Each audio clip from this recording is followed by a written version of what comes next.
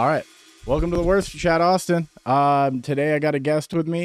You know, first off, before I introduce him, let me just say it's been a couple weeks since we've done one of these, and I'm not gonna lie to you and say that it was like, oh, you know, I'm recording season 2 now, and that's why we took a break.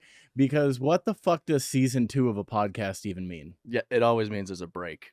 Yeah, I just stopped doing it for a while. I need to stop doing it for a while, and my reason was because I was poor. I had not enough money to continue this for a couple weeks, so that's why I didn't do it. Now, I got a guest with me, like I said. This man and I met recently, and we, you know, in one of the strangest ways of meeting. Yeah. It was, hey, you guys introduce yourselves and now go make fun of each other. Yeah. And we did that. This is Kyle Ploof. We just had a battle. Yeah, we did. What Los was Digits show. Yeah. No Llores. No Llores, which is a fucking fun show. It's so much fun. I love how we already like kind of have a bunch of regulars, like me, you, and Elise, and Ernesto. Yeah, there's a bunch of people who are like, and I like seeing new faces too. Yeah, exactly. Yeah, it's fun. Like the fun thing about Digits Roast Show is that he even brings in people that are not comics whatsoever. Yes. So you get some you either get some like horrible bombs, yeah, or you get the wildest shit on that stage. It's so true. There was one time I thought there was actually going to be a cat fight. I don't know if you were there 2 weeks ago, but it was two female comics going, and they didn't write any jokes. They were just insulting each other's looks to their faces. And I was like, it was so uncomfortable. Everyone was like, oh my God, someone's getting stabbed after this. My favorite was that for that very first week that we did, the first show was the battle right before mine.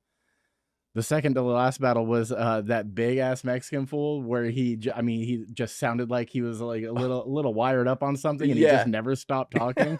like I think he was battling Ernesto, and he couldn't even get like words in because that dude never stopped talking. I think that was the dude who said he was going to meet me in the parking lot. For roasting his friend who was in a wheelchair. Oh yeah. which was fucking fun. Yeah. So that night it was like, okay, it's one of those things where when you have like the regulars, you kind of see what everybody can do. Yeah. And honestly, I felt like that first night when I saw you go up against him, I don't know if you had any of the same feelings, but I was like, I feel like I'm going to end up battling this guy. Yeah. I was like, you know, like, because there are a couple of like good joke writers, but I feel like there's also like some regulars, like, no offense, Dave O'Harris, who looks like he just goes off the top of the dome. I think he does. And dude, I mean, a lot of confidence. Yeah, that is a level of confidence that I could never have. Yeah, I hope for it someday. I hope for it, but I just know deep down in my the deepest part of my soul, I will never have that type of confidence where it's just like, oh, what I got in front of a bunch of people? Yeah, no, it's fine. No problem. Yeah, I'll just say you looking ass like 100 times, and I'm gonna clip this so Davo can see it. But yeah, man, and I mean, dude, I think our battle was really fucking fun. It was really fun. I made the mistake of not doing any dead dad jokes. You had a few killer dead dad jokes, and I was like, shit.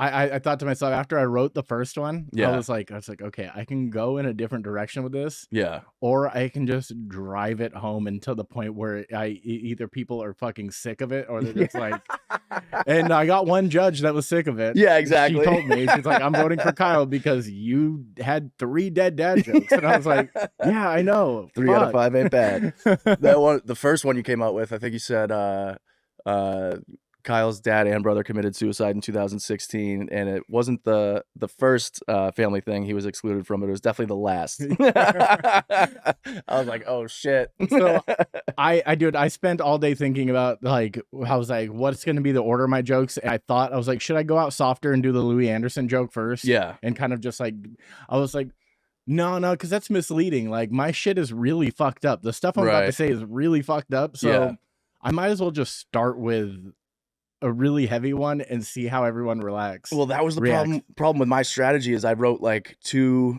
of like the softer ones just to kind of get into it before I went after like saying that you look like you spend all day hauling lumber that you're gonna burn on black families' lawns. Which was a fucking great one. And once you came out with the dead dad one, I was like, oh shit, I can't do any of the softer ones now, so I gotta just go. And then at the end, when we had the overtime, that's when like they were just like, one more joke, and then we did it, and then they were like, one less joke, which is something you never want to hear. But goddamn, dude, it was just like.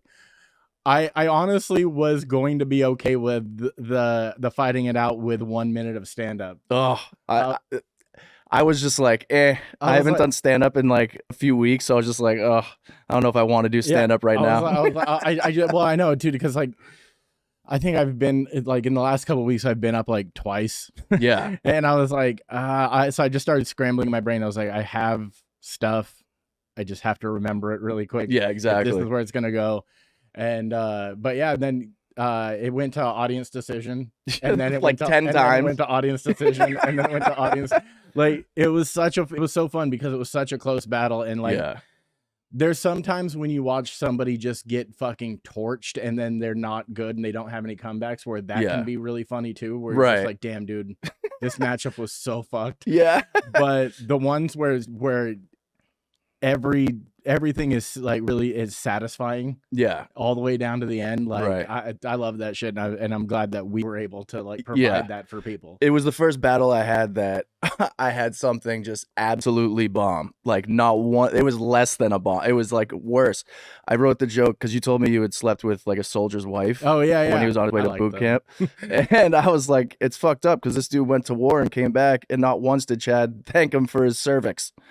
And nobody, they were just like, it was nothing. Dude, I laughed, but I think that I feel like most people didn't. I think it went over their head because I think they just immediately heard service. Yeah, exactly. You know, because I heard one judge, because I was just, my instant reaction was like, was that too smart for the room? And then one of the judges laughed. It was like, too smart for the room. There wasn't even a joke. And I was like, oh, so you didn't hear me say cervix instead of service, but it's very close. I swear to God, they all heard service. I heard it and I thought it was great. Yeah, like, thank I was just like, damn, dude, that's fucking funny. Dude, I thought I was going to blow the roof off the place. And then when nothing happened, I was like, oh, God. Dude, that one was so good. I was like, damn, dude, I'm going to steal that and use that on stage. Exactly. If you haven't used it, I didn't know if you used it in your bits or anything. I honestly didn't find...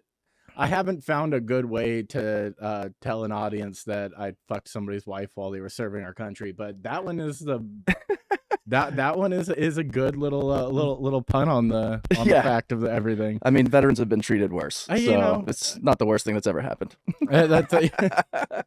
It's fucking. We walk by them every day and say, "No, I'm not giving you any money." Yeah, exactly. Every day I do that. Go get a job, or I'm gonna light you on fire.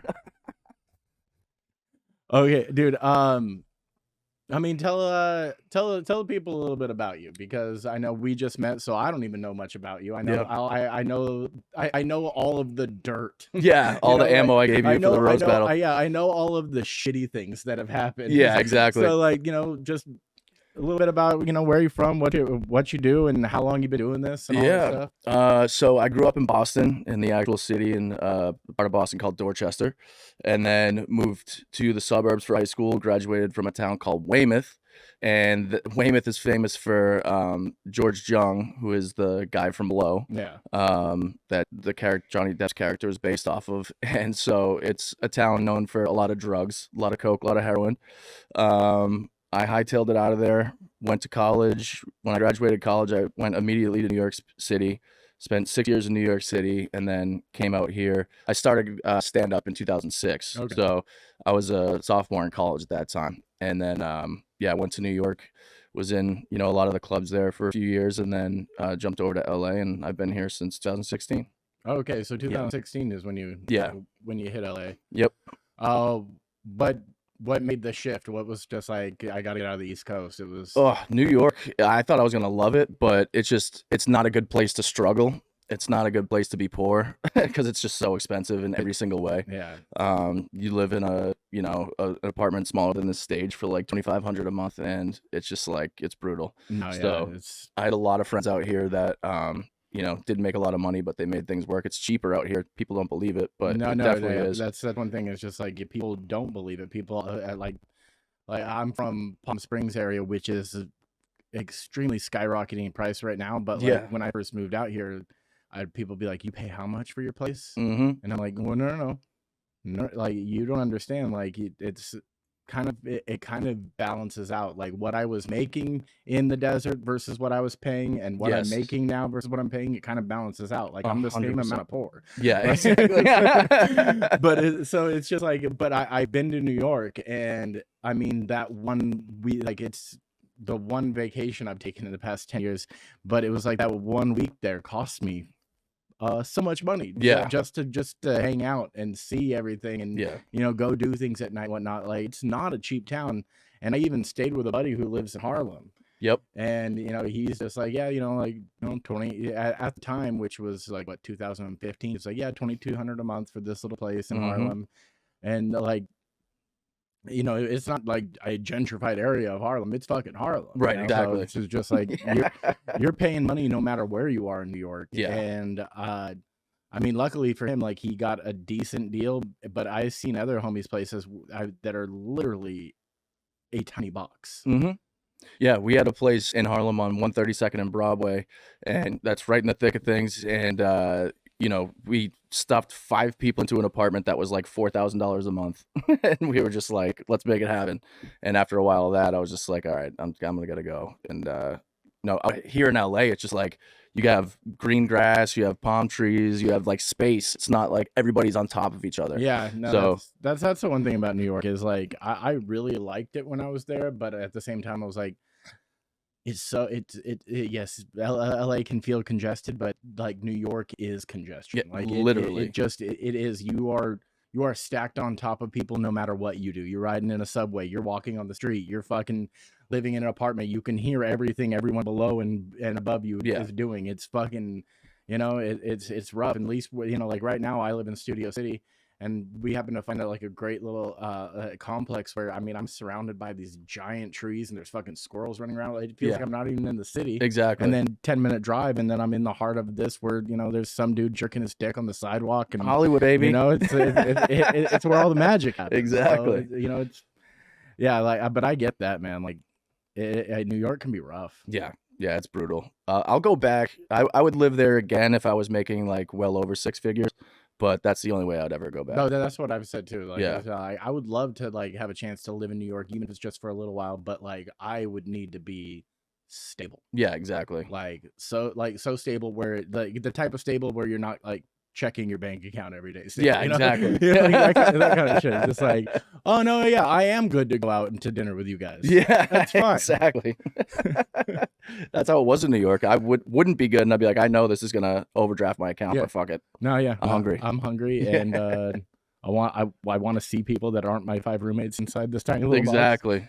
And also, goddamn, dude, like personal space. Yeah, I'm a big fan of personal space. me Like, too. Like I need me time. Yeah, And when you're living in a small little place with a bunch of people, doesn't matter how much you like those people to start with, yeah, you're not gonna like them very much once you've been in there for a little while. yeah, exactly. At least as much as you used to. Yeah. You know too much about them. It's just like, oh my god, dude.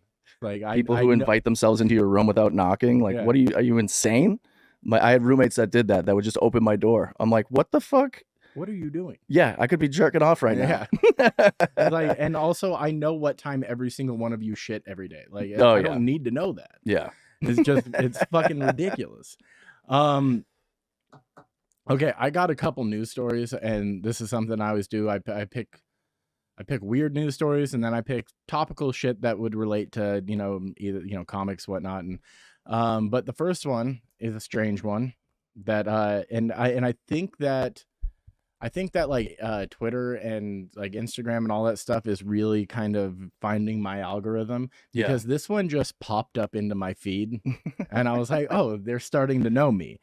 A Louisiana teacher admits to giving her kids in her class laced cupcakes with her husband's sperm. I heard about this one.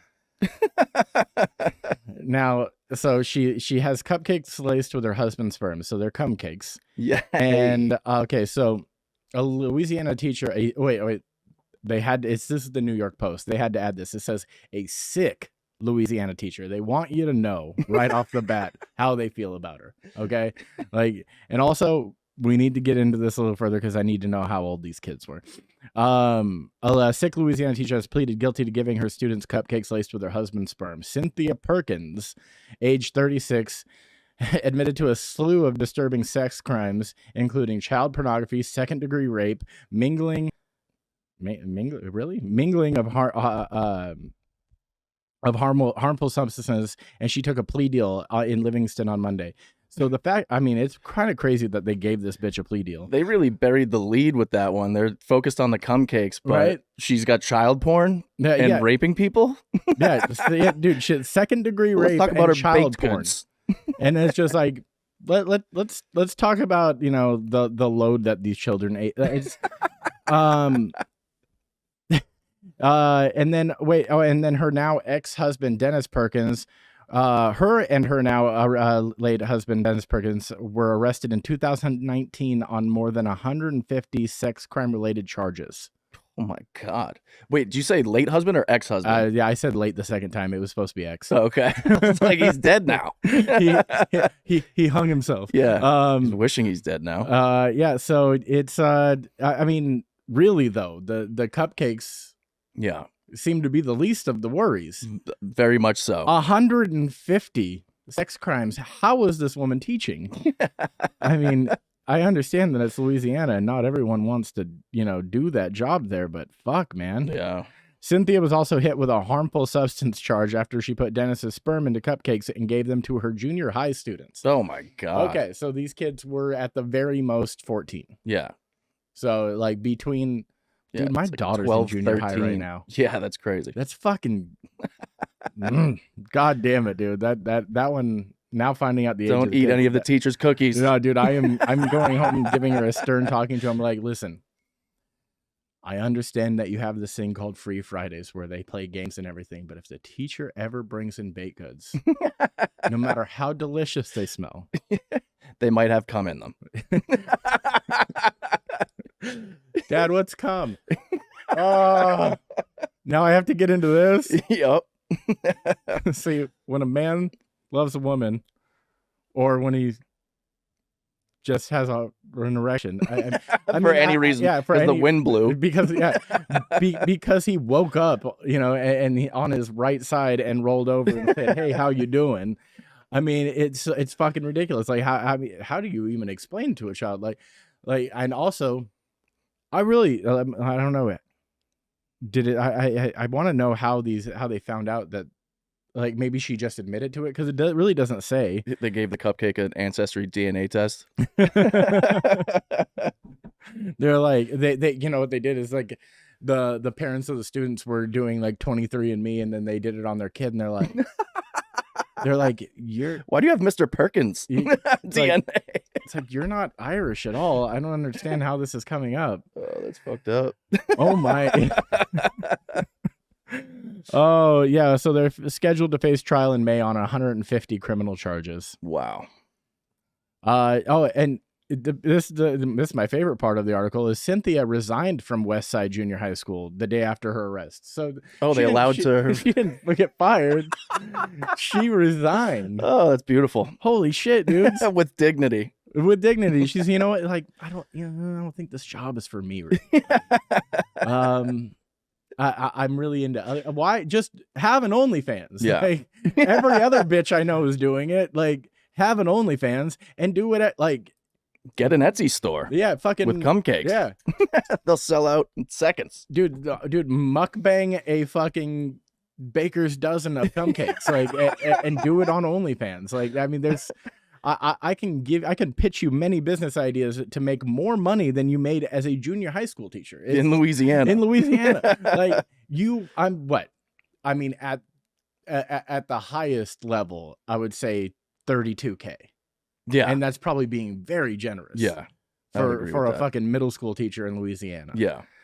Speaking of Louisiana, one of my favorite things about Louisiana is recent. Every year, Pornhub releases like the most searched words in every state. Yeah. Dude, Louisiana, their top search was naked women. Like they're so repressed. Yeah, dude, it's like a 12-year-old kid that just found the internet. Yeah, exactly. And like it's one step above just typing boobies. Yeah, you know? exactly. It's like, we've graduated from boobies. We want to see the whole women's. Yeah. You know, it's fucking, dude. And then like, there's other states on that list when they have it on the map where it's blurred out to the point where you can't even see what they were searching. It's so filthy. And then here's Louisiana with naked women's. Yeah. Fucking swamp people, man. Dude, Portland was JOI, jerk off instruction. Oh, really? That's like, I don't think that I've ever wanted to jerk off to somebody telling me how to jerk off. Yeah. Yeah, it seems like a creepy uncle video. Right? Yeah. And it's always like, the videos are always like some hot girl. Yeah. And it's like, well, I don't think you'd ever do this in real life. Right. And also, how are you going to tell me to do this better than me? Yeah, exactly. Nobody does it better than me. Nobody does it better than me. And hand jobs from women are 99.9% of the time shit. Oh, they're the worst. They're the worst. Yeah. It's just like, oh yeah, really, no spit or nothing, huh? We're just, Well, girls think it's like, oh, it's like, it must be really good because I took out the lube. And it's like, like, it's still a hand. yeah, Like, there are better it's things. still a hand. Like, Yeah. you still have fingernails, and why do you still have your ring on? And, Yeah. there's all this. Why are kinds you of friction. gripping so hard? I don't like this. All right, so next one is because it's been a couple weeks since I've done this show and I haven't had a chance to talk about it. The Joe Rogan N-word controversy. Oh, yeah. That was a big one. That's a big one. And like, as much as I really don't care to hear too much about all of this shit all of the time. Yeah. It's one of those things where it's just like, yes, we all deserve, free speech and all of this stuff. Is there a line to be drawn? Did he cross it? Is his apology bullshit? Do we care enough to see anything happen or anything like that? What are your thoughts on this? I think it's going to blow over, but I mean, it doesn't look good out of context. He's like, he hits it with the hard R every time.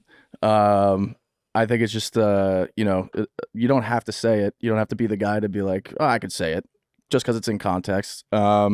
I don't know. It's just, I think, it's going to piss a lot of people off. And then to me, the worst part about it was him saying he went to go see the Planet of the Apes in a black neighborhood and he got out of the Uber and it was the Planet of the Apes. That, like, he's like, I wasn't saying black people are apes. And it's like, well, yeah, you were. Yeah, that's literally what you were saying. Honestly, that's where I was going to go with this too. Because, like, yeah, dude, I can't tell you how many fucking white people I know that have said that word, like, behind closed doors. Oh, for sure.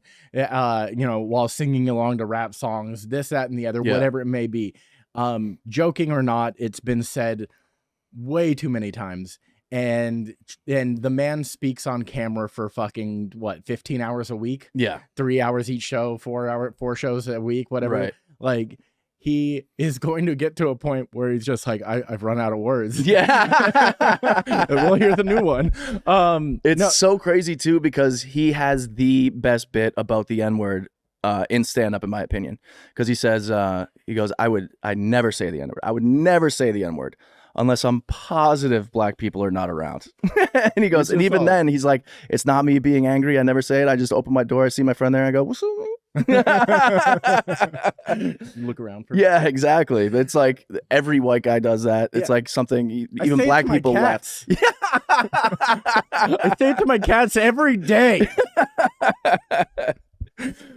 Yeah, so I mean, I wish he brought that bit up because it's like, that's funny, and I mean, it's appropriate to talk about. You know who and people will argue that he has more of a right to say it because he's not white, but Russell Peters has a really great bit about the N-word. Oh, I haven't seen it. And he did it at, I want to say he did it at the Apollo or some shit, but and that's where it's like recorded. But when he was talking about being in Boston. Where the Mondays. Yes. Yeah. The Mondays bit, and then he turns that into, but but that word. People don't understand. It can replace an entire sentence. It can do, and then he starts using it in all the iterations. Damn! And he drops it like 5 times in the bit. He says it like 5 times in the bit, and it's a whole room full of black people, and they are dying. And it was one of those things where it's just like, you could really gain some respect or fuck everything up right here in this moment. Yep. You know, and you know, luckily he nailed it. He went for it and they loved it. Yeah, but it's like if you want to search, and maybe I'll just put a link in like the bio of the you know, log of this episode, but yeah, just the Russell Peters Mondays bit is fucking hilarious. Yeah. But yeah, so yeah, like I said, he talks so much, and he's always trying, like he'll even say it himself, he's not a smart man, whatever, blah blah blah. He talks to a lot of smart people, sure, but he you know, I think that was one of the, like, a couple of those times where in this supercut, by the way, if you had time to go through all these episodes and make a supercut, Jesus Christ. Yeah. But a couple of times it was like one of those things where he was trying to sound smart and, like, you know, like wax poetic about the word and whatnot, and like, you know, it has too much meaning and blah blah blah. But and that's whatever, dude. Like like you said, this will blow over for him. Yeah. But that whole thing about going to see Planet of the Apes, like, I don't know how you tried to talk your way out of that one. Like, that, like, I'm going to see Planet of the Apes. I get out of the car. I'm in Planet of the Apes. There's no other way to take that. Yeah. There's no other way to take that. Literally exactly what it was. Yeah. Like that right there. There is no gray section of that. That is fucking black and white, my guy. Like, that is like, you're white in a black neighborhood and you said that. Like, it is black and white, dude. It is fucking insane, dude. And, but yeah, like, and also there's a lot of people, like, you know, talking about, you know, it's just because he's become really powerful and he's not controlled by anybody. Yeah. And they call it a hit piece, and it very well could be, but it also could just be that somebody found a video somebody made and reposted it. Yeah, apparently that video has been circulating for like 4 years or something like that. Been around for a while. People have been trying to put it out, but it wasn't until India RE put it out on Instagram, and then people like flipped out. And it's crazy because Neil Young was like, you know, a part of the whole pulling his music off Spotify. And there's a whole conspiracy theory with that a Wall Street firm bought his catalog, and then BlackRock, you know, one of the biggest hedge funds in the world, ended up buying it. And then we're trying to like sink Spotify by putting out all this bad stuff. But Neil Young, he in the 80s was in like Rolling Stone magazine saying, dude, he didn't want gay people touching his groceries. I mean, that's like the most PG way I could put it, but he did the hard F word. And, you know, he really did not like gay people back in the day. And he used the slurs publicly. He basically says along the line, he's like, could you imagine this F word touching your groceries and getting AIDS all over it? Like, yes, I'm paraphrasing, but that's basically what he said. Yeah. In a fucking Rolling Stone interview. Yes. It's just like, at the time in the 80s, you're interviewing with one of the biggest magazines in the world. We know we don't have the internet. We don't have any of that. So people are getting all of their information about their favorite rock stars from fucking Rolling Stone. Yeah. And then there's like People Magazine, whatever, but Rolling Stone for rock and roll is like quintessential. Like, you know, if you are a huge music fan, you probably picked up Rolling Stone every time it came out. Yeah. And here he is in that the one of the biggest publications in the world, just willy-nilly dropping it like, this is how I feel, guys. Yeah. Like, I don't want these F words touching my shit. Yeah. And so it's like, dude, he's saying he's pulling his stuff because Joe Rogan's information is, you know, dangerous to the public or whatever. And you know, that's exactly the same thing. It's like spreading this hatred of like a particular group of people. You're one of the biggest artists in the world. That's going to give people, you know, the feeling like they can go out and say the word and be aggressive towards those people as well. So it's just like, dude, shut up. Yeah. Like, and also, you know, along the lines of misinformation, I don't think you can get AIDS from a gay man touching groceries. So Neil, buddy. Exactly. I think you got this one wrong, guy. Yeah. And yeah, but then also just like I talked about this part before on my last show, but it was just like nobody younger than us would give a shit that Neil Young pulled his music from Spotify. Exactly. They're like, or who? Joni Mitchell, which is the one that followed him. Like, yeah, no one's like, oh, dude, the Down by the River guy. Yeah, Old Man. I'm not going to be able to listen to Old Man. Like, no. I feel that way because I really enjoy Neil Young's music. Yeah, but at the same time, it's just like, all right, cool, dude. Like, there's other ways to do this, and you're not upsetting anybody because the generation that mostly listens to Spotify is younger than us. Yeah, exactly. Like you said, dude, we're 35 and we're the youngest possible fans of Neil Young.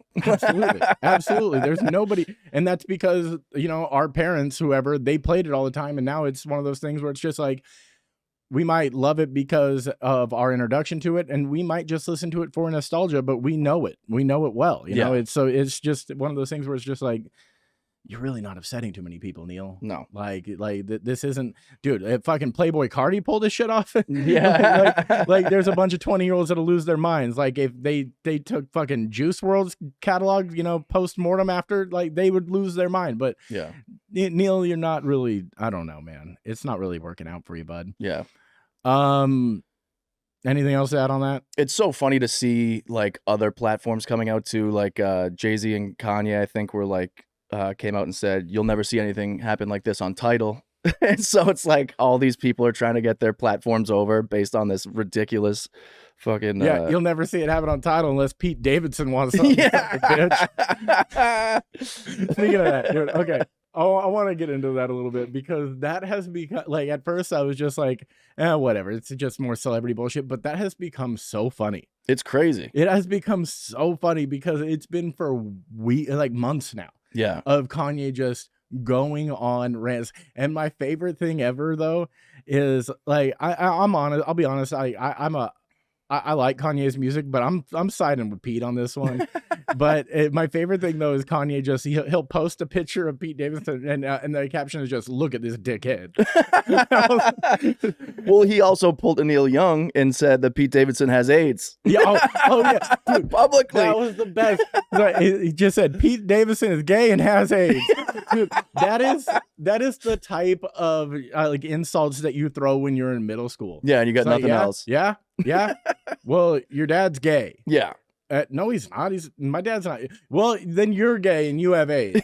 Like that's the type of shit that you say when you are just low on the tank and you have no idea how you're gonna come back, and it's just like just repressed shit in your brain's just flying out. Well, yeah. Well.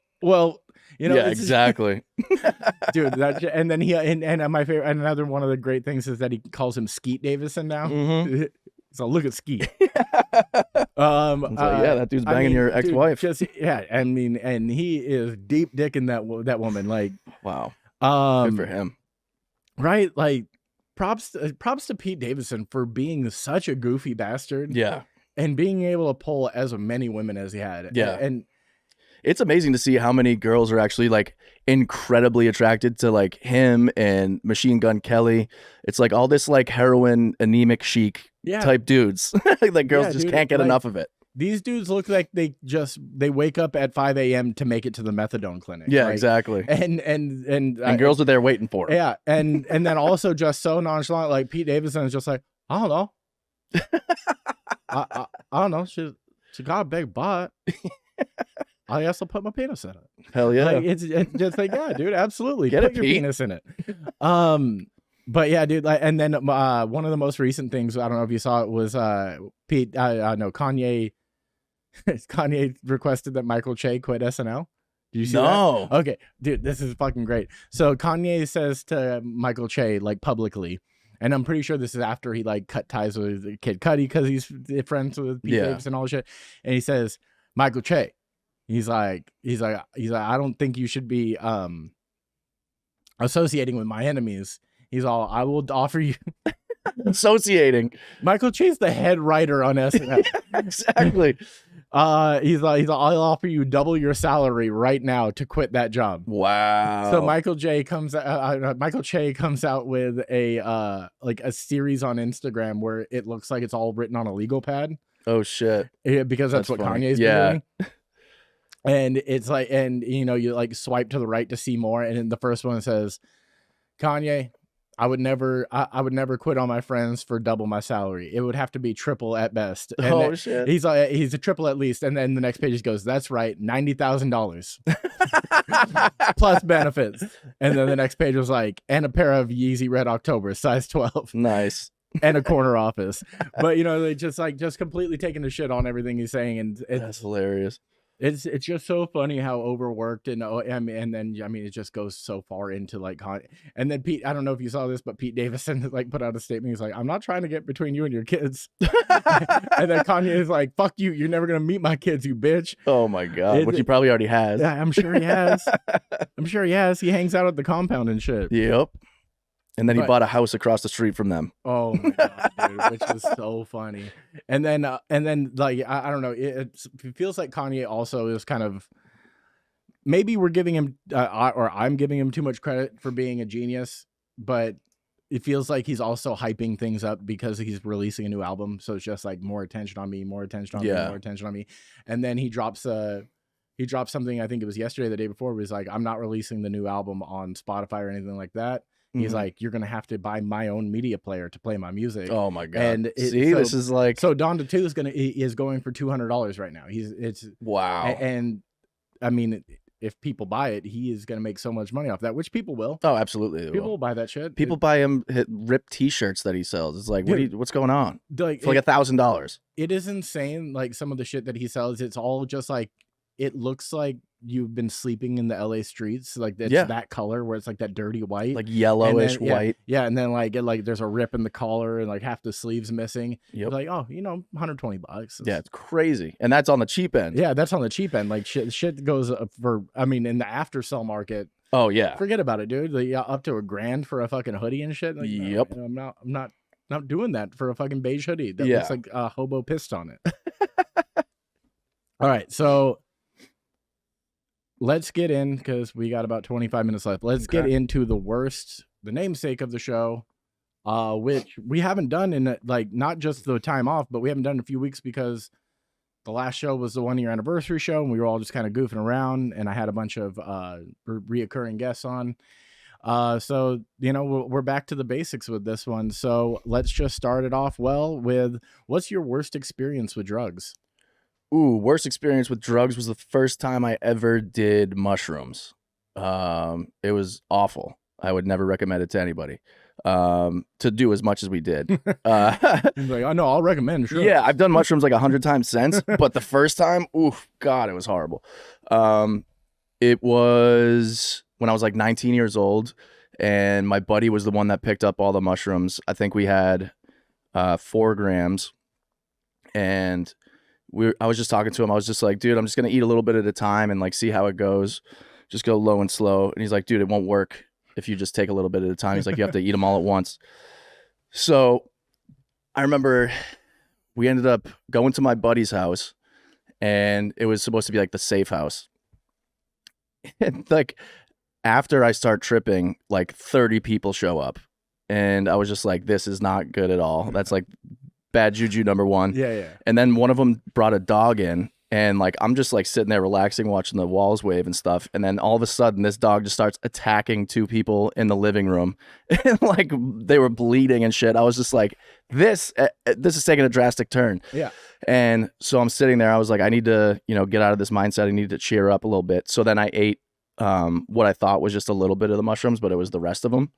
So we probably split like a half gram each.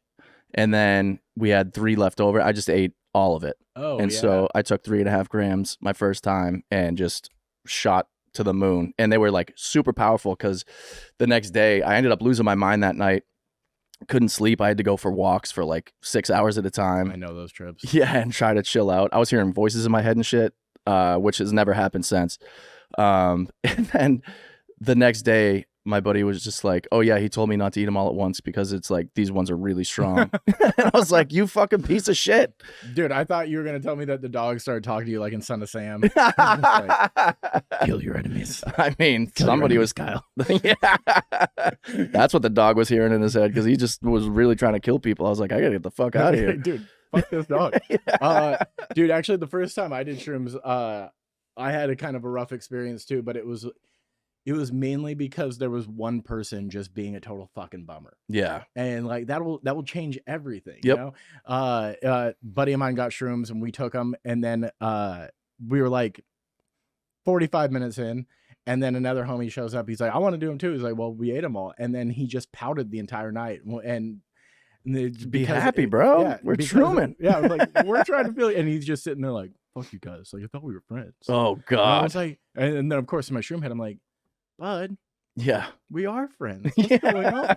Why are you so mad at me? That's crazy. And then at the end of the night, on the come down, when I was laying in bed, I had an air vent above my head, and I swear to God, somebody was talking to me through the air vent because it sounded it sounded all echoey and shit. And I was like, so I laid there for like 2 hours just listening. And like, oh my God, somebody's there, dude. Worst sexual experience. Worst sexual experience. My God, I was in college at the time, and this girl who I like really liked told one of my buddies that she was into me. So we went out drinking one night and ended up hooking up. And I just remember going back to my dorm. We're hooking up. Everything's going great. I'm ecstatic. And she starts going down. And then all of a sudden, I just remember hearing her going, "Are you fucking serious?" And I was like, "What?" And she's like, "You just fell asleep." And I was like, "How do you know I fell asleep?" And she goes, "Because your dick went soft and you started snoring." And I was like, "My bad." I was like, it was so relaxing. Like, I was so drunk and it was so relaxing that, you know, obviously it put me to sleep. And she got up and left and we never spoke again. Damn, dude. Yeah, she was so offended. But I was just like, it's a very relaxing thing when you're drunk and are getting head. Yeah, I mean, when you're 18 or 19 years old. I mean, I could see zenning out pretty hard. And then if you're hammered on top of that, like, Yeah. fucking forget about it. It was like 4 a.m. We started drinking at like 6 at night in the evening. I mean, come on. Yeah. Oh, dude, speaking of worst sexual experiences, a buddy of mine who is a regular on this show. He's my gay best friend. Shout out to David. He messaged me the other day and he's like, "Did you win about our battle?" Oh, right. And I was like, "Nah, man, I took the L." And he's all, "I'm not gonna lie." He's all, "The guy that you were going against is really cute." He's like, he's all, "And nobody beats my chat." He's all, "I might have to break into his house and fucking sodomize him." I was like, Jesus Christ. So hey, door's open. David, the door is open in more ways than one. Oh my God, dude, he's gonna be so excited to hear this. What's your worst night drinking or day? You know, depending on what it was, but your worst drinking experience. Oh God, which ones do I count?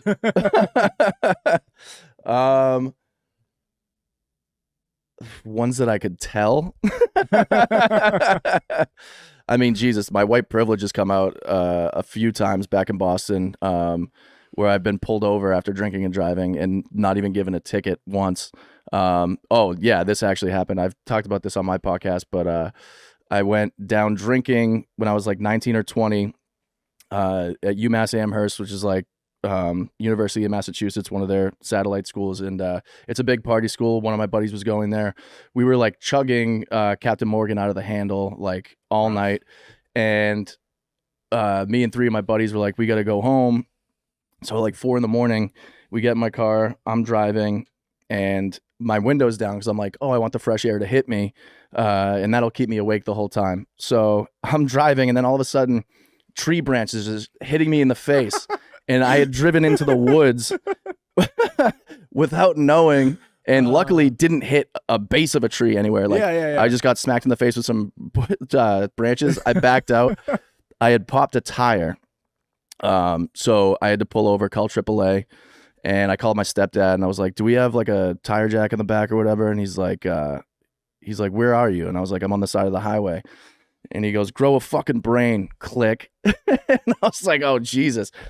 And so we're there, and then a fucking cop pulls up behind me and he's like, "Give me your ID." And I freaking gave him the ID and he goes, "Something with your picture on it?" And I was like, "What?" And he handed me back like a Best Buy gift card that I handed him. So then he gets me out of the car, doesn't make me do a sobriety check for whatever reason. And he's like, "You're just waiting for AAA, huh?" I was like, "Yep." And he's like, "Okay, cool, get in the car." So I got in the car, and then he pulled a Super Troopers, turned his lights on, and went back and forth behind my car, like putting the siren on, and then just peeled off and never came back. Dude, Especially, how old were you? Like 19. Yeah, dude, that would fuck with you Oh, so dude, hard. I was terrified. And it's funny too, like the logic our brains tells us when we're drunk. It's like, oh yeah, the fresh air is just that's good. That's what's gonna keep me on That the is road good tonight. keep me awake. That's gonna keep me on the road tonight. Oh shit, dude, that's really good. Yeah. What would you consider would be the worst way to die? Oof. People say that drowning's very peaceful, but I don't know how that could possibly be. I've been underwater for too long and my lungs start hurting and I start panicking. Like I've dove into water and like flipped over not knowing which way is up, and I was scared to death I was really going to die. So it doesn't seem very peaceful. But I think burning to death would be awful. I have a podcast called Death and Entertainment, and we covered the Station nightclub fire, and there's video of it, and hearing the screams that come out of that building is most haunting thing I've ever heard in my life. And I think that would probably be the worst way to go. I honestly agree with you. I think burning to death would be horrible. Yeah, because that fire spread so quick that people didn't die from smoke inhalation first. They died because of the fire, and you could just hear them like fucking screaming. Yeah, and then that's the thing too, is most people would be like, well, most people die from the smoke inhalation first, but like, no, man, but like if you are the one that gets set on fire, yeah, exactly. That's not how you're going out. Yeah, you're going out because you just got burnt to a crisp, and I don't want to feel that pain. Yeah, like and it takes so long for people to go. It's like you would think that they just catch on fire and they're gone, and like that's it, thank God. But no, like they're screaming and trying to breathe and shit. Oh God, it's horrifying. No, fuck that shit. What's the worst thing about where you grew up? Ooh. Well, Boston, Massachusetts. Where do we start? Heroin, OxyContin, racism. I think it's just the mindset that pretty much if Boston had a slogan, it would be, you think you're better than me? So it's people who, don't always have the highest self-esteem that get mad at people who do, or like get mad at people who try to do anything, outside of becoming a mailman or a nurse. So I think for the longest time I had like kind of the small town mindset where I'm like, you can't fucking do that because nobody can, and things are possible. What, are you going to be an entertainer? You half a fag? Like, yeah, exactly. Yeah, that's really what it was. So I think, the worst part about growing up there is just like, even if people went on vacation to anywhere besides Cape Cod, they'd be like, how the fuck they get the money for that? Like, they went to Florida. Like, it's not that big a deal. They went to Wildwood, New Jersey. Like, yeah, you think you're better than me going to New Jersey?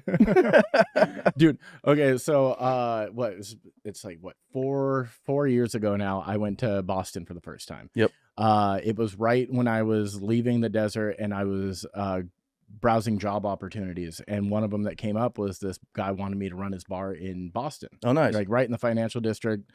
And he's like, I'm gonna fly you out. He's like, you're gonna see everything. We're gonna take care of you. And I mean, this man talked a big game. He's like this, that, and the other with ball and money, blah, blah, blah. And I was like, all right, cool. So I'll come check it out. So he books me the plane ticket. And I missed my flight in the morning. I have to take a later flight. Mm-hmm. And I get there really late. And so he's just like, just go to the Airbnb I got you, and then we'll meet up in the morning. I was like, all right, cool. So I give the guy the address, and he takes me down, and it is straight up a college dormitory. Oh, God. And the kids renting out the living room. Wow. And I was like, all right, so this is not a good start. So I go in, and I unlock, like the key is left for me, and I go in, I unlock the door, and I walk in. I'm looking around. I was like, this is a 19-year-old dude's bedroom. Oh, like, my God. I was like, all right. So I crash out, and I wake up the next morning, and I get my stuff, and I walk down to a coffee shop, and I'm sitting there, and he's like, I'm on my way to pick you up. And this dude is loud. And I'm sure you can imagine the type of loud he is. Yeah. And he pulls up in this fucking big ass truck that he has no reason to be driving. Yeah. Especially with how narrow some of the streets are there. Crazy narrow in the city. Yeah. It's the worst driving city. Yeah. And he hops out, and I kid you not, it's something out of a comic book. He is like 5'2". and I look at him, and he's all, "What's up? I'm Little Nicky. Let's do this." And Little Nicky. And I was like, "All right, Little Nicky, let's do this." So I get in his truck with him, and he's like, and he starts driving me around. And he is talking a mile a minute, just going and going. And then we pull up into the financial district, and he's like, all right, the bar's about a block away. Get out of the car. And I was like, and why am I doing that? Yeah. And he goes, he's all, you ever seen Bar Rescue? And I was like, Oh God. I was like, yeah. And he's all, you going in there undercover? Oh Jesus And I Christ. was like, all right. Okay. All right. So, so I get out of the car and I walk in there and I go in and I have a couple drinks and I'm observing his bar, which is just so poorly ran. And it's like one of those things where he couldn't decide what the concept was. So there's like 1,000 things going on. Yeah. It's like a nightclub and a tiki bar. And then we serve fresh sushi, but we also have like fried chicken and burgers and all this stuff. And it's just, and I'm hearing people complaining about like, and it's lunchtime. There's 6 people in there, and it's taking them like an hour and a half to get their lunch. Oh and my I'm just God. like, I'm just sitting there like, fuck, man. So I get out, and I get back in his truck, and he takes he's like, all right, we're gonna go have lunch with the money. And I was like, all right. And I don't remember the guy's name. It's probably better than I don't, because I guarantee you this man had some kind of ties in with somebody, because we go into this insanely nice hotel, go into a private dining room, and we sit down and the waiter just comes over and the guy looks scared. The waiter does. Oh my God. And he just goes, he's like, the usual? And he's like, yeah, I'll take my usual. And he looks over at me. He's like, well, what do you have? And he looks at the waiter. He goes, we'll all have it. Oh Jesus. So I was like, I'm fucking starving, dude. And we just all get a cup of clam chowder. Oh, like, that was the usual. That was our lunch. And that's the big order. Yeah. And I was just like expecting like this feast where in this fucking, and he goes and he points down and God damn it, I can't remember the name of the street, but this is where I mean, it is like a hub of all kinds of nightclubs and shit. And he Faneuil Hall. Yeah. And he looks and he goes, see all that out there? I was like, yeah. He's all, I own it all. Bullshit. And I was like, if this is true, then like I feel like you could kill me and I wouldn't have it. Yeah. If it was true, I'd probably not be sleeping in a 19-year-old kid's living room. That too, because I definitely just slept in a dorm room. Yeah. So, and I did get flown out economy. Thank you very much. You piece of shit. I'm 6'5", dude. I don't fit in these seats. Yeah. Like my knees are just, and then there's people always trying to like put their seat back and they slam it against me. And I'm like, no, those are my legs. Those are my fucking legs, guy. And so Can you say what the name of the bar was? Because I'm trying to think in my head what it is. The bar was called Tiki Rock. Tiki Rock. And it had only been there for a couple of years, and it was struggling to survive. Wow. And he wanted me to come. He wanted me to come and just redo everything. And I mean, basically the money wasn't right, and then the experience felt like a red flag. Yeah. But my favorite part of the night, and shout out to Nikki, because Nikki, you're a fun guy to hang out with. But we're sitting at this restaurant. It's just him and I at the end of the night, and he's like, and this is exactly what he tells me. He's all, you're gonna come in. He's all, you're gonna take over. He's all, it's gonna be like Trump draining the swamp. Oh God. He's all, you're gonna be my Trump. He's like, you're gonna be my Trump. He's all, and then he's all, you know what? You're gonna be making so much money, kid. He's all, your wife's gonna be Melania, just sitting at home tending to the kids. You're Trump. Your wife's Melania. We're gonna drain the swamp. She's gonna be taken care of. And I'm just sitting there like, oh shit, dude. Like, all right, bro. If we're draining the swamp, you're the first to go. Dude, and he's telling me all these like inside things about how his business partner's stealing money from him. He knows it, but he can't prove it. Oh, and I'm like, God, dude, you just met me. Yeah, no shit. Yeah, dude. But that was I had a day and a half in Boston, and it was all led by this fucking 5'2" cycle. That is a very interesting experience in Boston. Yeah, it was one of the. I would love to go back for an actual like day or two there. That's not just being dragged around by this small man, but it was an experience to say the least. That is very interesting. What do you think the worst thing about LA is? Worst thing about LA. I mean, it's not really their fault, but the homelessness out here is unlike anything I've ever seen in my life. It's really intense. It's fucking wild, isn't it? Literally intense. Yeah. They see what you did there. Hey, come on, cervix. It's very weird, and it's not even the homelessness that's the worst part, but the fact that there are like corrupt politicians that are receiving funds for like homeless high rises and stuff in like Venice and Santa Monica and everything. And these buildings are just completely empty. And when they do get filled, they're going to be filled with people that they're not even going to be checking like their sobriety or anything. They're going to be homeless people living in high rises on the beach in Venice. Yeah. Like it's just, wild. Oof, we're all working really hard and like, damn, dude, you guys get the pick of the litter. That's dope. yeah. Okay, so we are on the last tail end of the show. I have this section that we call "Are You the Worst?" where I'm going to shoot you a rapid fire series of questions. You're just going to tell me yes or no, and Sure. we're going to find out if you're the worst or not. All right. All right. Have you ever stolen from your parents? Yes. Have you ever lied to a girlfriend? Yes. Have you ever been a bully? No. Surprising. I was 5'1" until senior year of high school, so I was always the one getting beat up and picked on. Okay, that explains a lot too. Yeah. Have you ever cheated on someone? Yes. Have you ever worn Crocs? Yes, but I have an explanation. We'll get to that in a second. Have you ever worn jorts? Oh yeah. Yeah, I feel like Jinko that's a jeans were my shit. Yeah. And have you ever made fun of a retarded person? Yes. Yeah. Okay.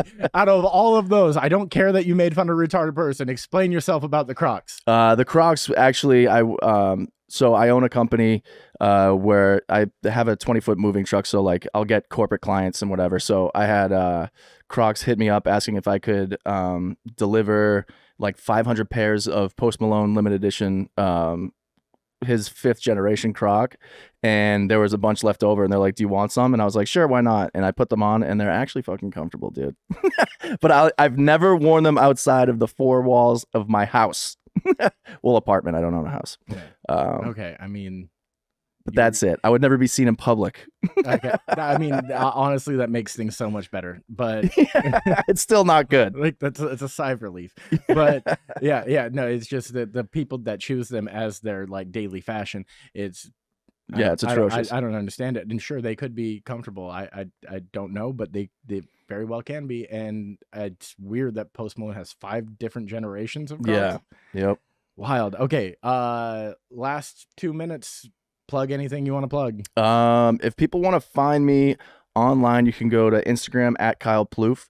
I have 2 podcasts. One of them is called Death and Entertainment. It's a true crime comedy podcast with Alejandro Dowling and Mark Mulcairn, and we cover celebrity deaths, anything that's a death that's ever been encompassed in the entertainment industry. Like we've covered Natalie Wood, the Station nightclub fire, Twilight Zone the movie where John Landis got 3 people's heads cut off, which has been extremely popular on our YouTube channel. You can go to YouTube at Death and Entertainment. And then the other podcast is Where You From, and it's pretty much we have comics on and we talk about the hometowns they grew up in and what crazy stuff happened. Oh, that sounds fun. Yeah.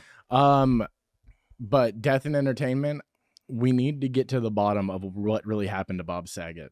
True. That's a very interesting one. That's fucking, dude, the types of fractures he had in the back of his head. They said it was like from a 30-foot fall or something like that. 30-foot fall or a metal bat. Yeah. Like that, like those are the things that could create those fractures, and somehow he just got it. He just bumped. They're saying that he bumped his head and went to sleep. And then went to bed. Are you fucking kidding me? It's very odd. I am down to do some fucking investigating on that one, dude. Let's I'm do so it, dude. curious. Let's do it. Thank you, Kyle. Thank you. Thank you for watching The Worst. Like, subscribe, rate, review, all that fun stuff, and see you next week.